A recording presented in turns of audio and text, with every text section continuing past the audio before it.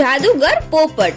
શિયાળાનો સમય ચાલી રહ્યો હતો અને જંગલના બધા જ પક્ષીઓ ભેગા મળીને આગ જલાવીને પોતપોતાનું શરીર ગરમ કરી રહ્યા હતા.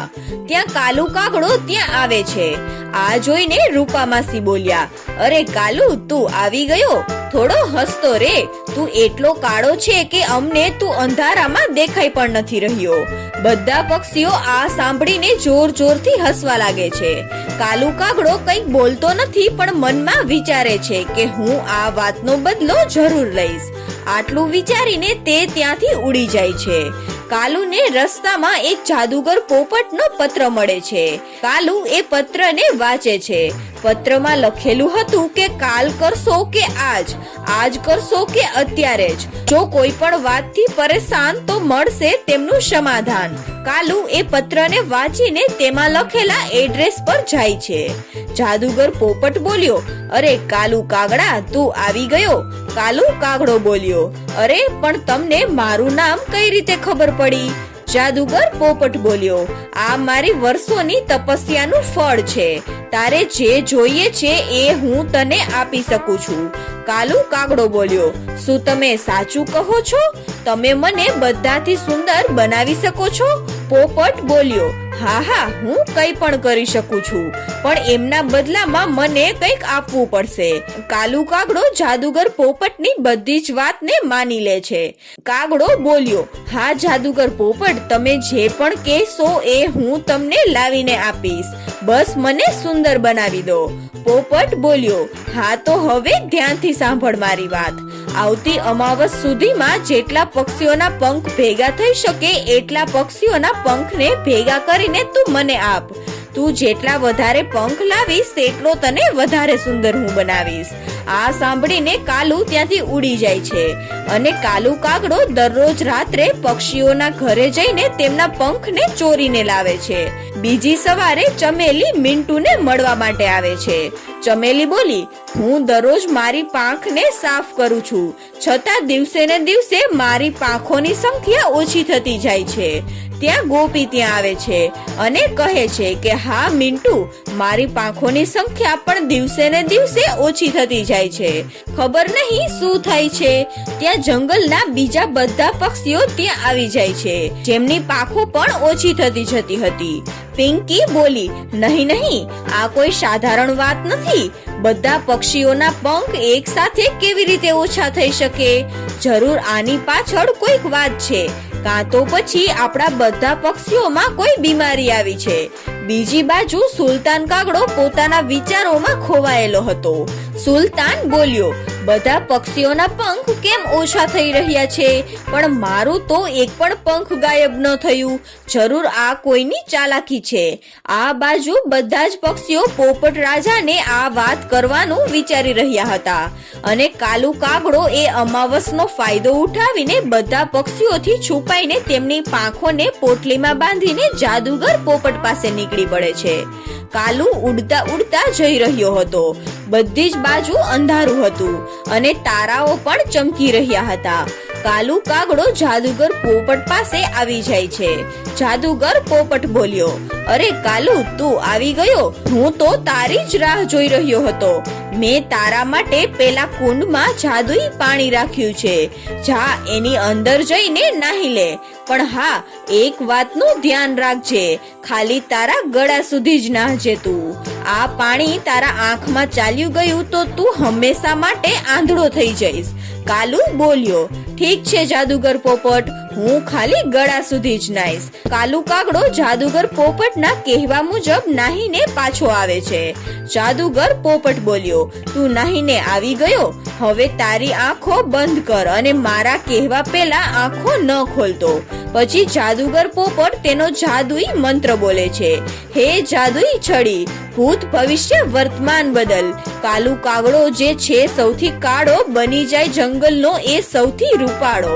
પછી જાદુગર પોપટ બધા પાંખોને કાલુ કાગડા તરફ ફેંકે છે. બીજી બાજુ જંગલના બધા જ પક્ષીઓ પોપટ રાજા પાસે આવી જાય છે. પણ ખબર નહીં કેમ પોપટ રાજા તો ખૂબ જ ઉદાસ હતા. મિન્ટુ બોલી, મહારાજ, શું થયું? તમે આટલા પરેશાન કેમ છો? અમે અમારી સમસ્યાનું સમાધાન માટે તમારી પાસે આવ્યા હતા. પણ તમે તો પોતે જ કોઈ સમસ્યામાં લાગો છો. પોપટ રાજા બોલ્યો, મને વારસામાં મળેલો મુકુટ ચોરી થઈ ગયો છે, એટલા માટે હું મારો રાજાનો અધિકાર ખોઈ ચૂક્યો છું.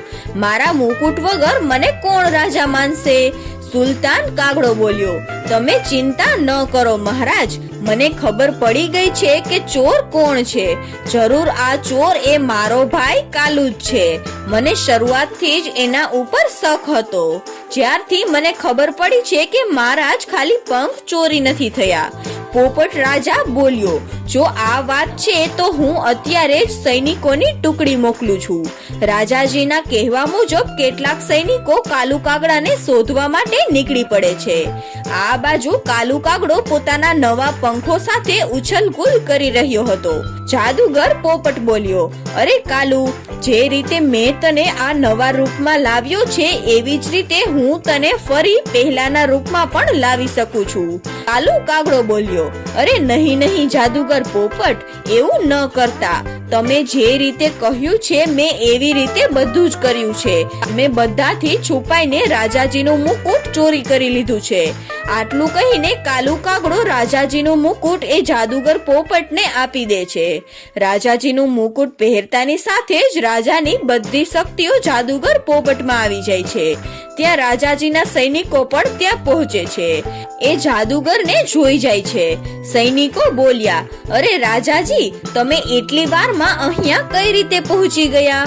જાદુગર પોપટ એ પોપટ રાજાનો જુડવા ભાઈ હતો, એટલા માટે તે રાજા જેવો જ દેખાતો હતો અને તેનામાં રાજાની જેમ ચમક અને શક્તિ પણ આવી ગઈ હતી. જાદુગર પોપટ બોલ્યો, હા, હવે મને મારો મુકુટ મળી ગયો છે.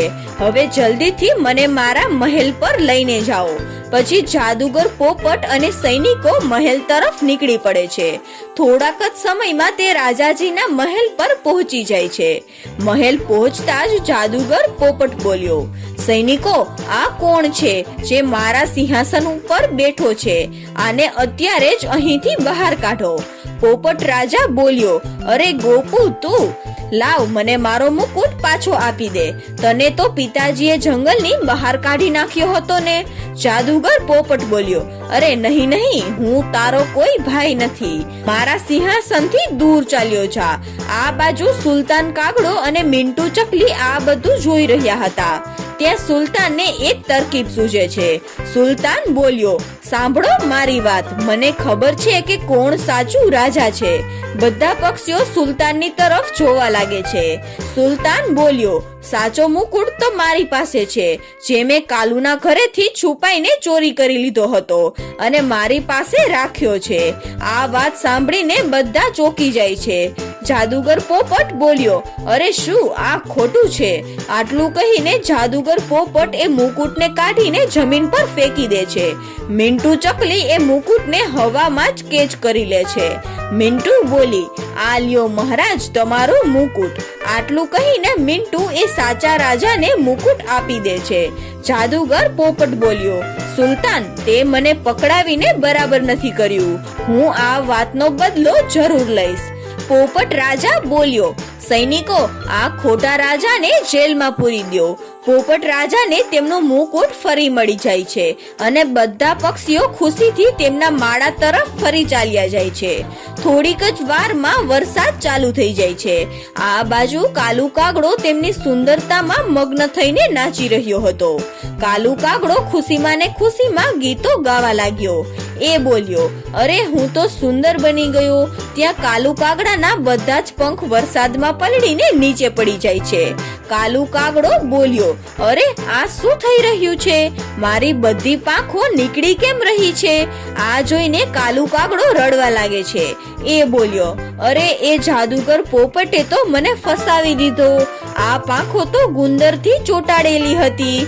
અરે એને મારી જ પાંખોને મને જ ચોટાડી દીધી. કાલુ કાગડો જોર જોરથી રડવા લાગે છે.